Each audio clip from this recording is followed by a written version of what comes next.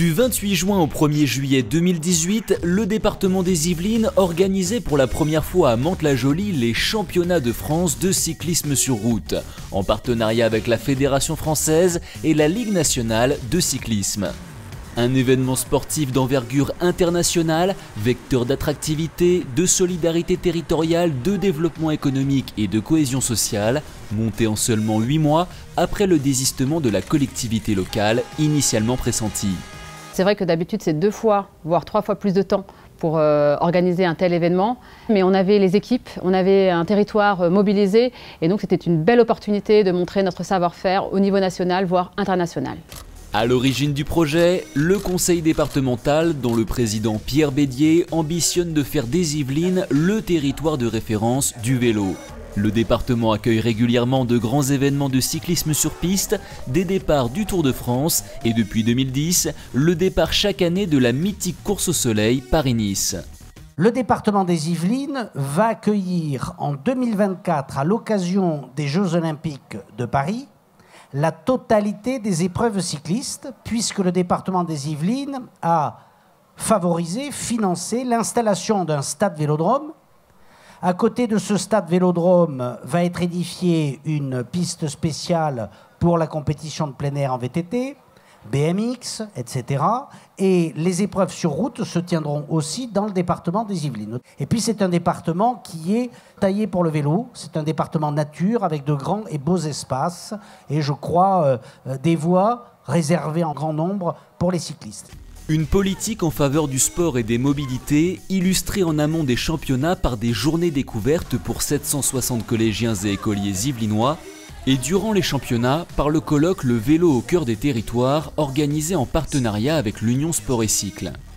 Monter un événement aussi complet aurait été impossible sans l'organisation millimétrée du département des Yvelines, collectivité qui s'affirme comme une entreprise de service public. Donc on a choisi d'avoir un mode projet, donc de travailler avec un pilotage par la direction du développement et de s'entourer d'une équipe d'experts dans chaque domaine.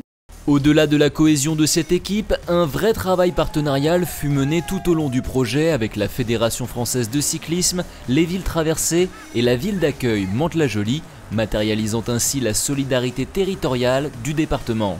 La ville de Mantes-la-Jolie aurait été incapable de financer un tel événement parce que ça génère énormément de frais de voirie, notamment, et puis des frais logistiques énormes. Un vrai savoir-faire sur le terrain, des compétences en termes de communication. Il y a vraiment eu une complémentarité au niveau du département par rapport à la fédération. Et c'est ce qui a permis un vrai succès sportif d'abord, c'est le plus important à nos yeux, mais aussi succès populaire et succès médiatique. Grâce au championnat de France de cyclisme sur route, les Yvelines ont été pendant 4 jours le centre d'attention de tous les passionnés de la Petite Reine. Notre territoire a ainsi bénéficié d'une couverture médiatique de grande envergure et attiré de nombreux spectateurs, locaux, mais également venus de plus loin. À cela, Raphaël Cognet, le maire de Mantes-la-Jolie, souhaitait adresser un message particulier. Alors pour ceux qui sont venus en vacances pour 3 jours en se disant je vais repartir lundi, et peut-être que lundi ils n'auront plus du tout envie de partir et c'est tout ce qu'on leur souhaite. Vous allez découvrir une région magnifique, assez éloignée de ce que vous pouvez voir à la télévision. Et pour nous, vous allez surtout goûter à l'hospitalité mantaise et vous allez voir que l'hospitalité est une vraie culture. Une hospitalité qu'ont également pu expérimenter les coureurs et leur staff. Une aubaine pour l'économie locale.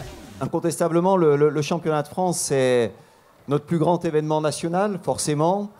C'est un événement qui a une caractéristique très particulière en cyclisme puisqu'il permet d'associer les amateurs, les dames, avec les meilleures élites qui sont aujourd'hui professionnelles, et puis les hommes, grâce à la Ligue, où nous retrouvons les plus grands champions français, et ça à une semaine du Tour, avec toute la symbolique qu'on peut associer, évidemment, à la perspective de cet événement mondial. Et puisqu'il est question de symboles, rappelons qu'au-delà de l'aspect sportif, le département s'est porté volontaire pour organiser cet événement car le cyclisme sur route fait partie de ces sports aux accents fédérateurs qui participent à la cohésion sociale.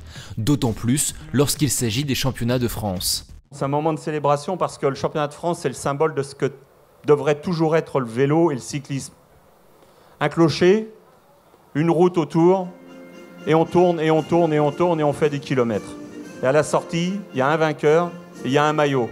Il y a un beau maillot, le plus beau des maillots. Le maillot de champion de France, bleu, blanc, rouge et la Marseillaise.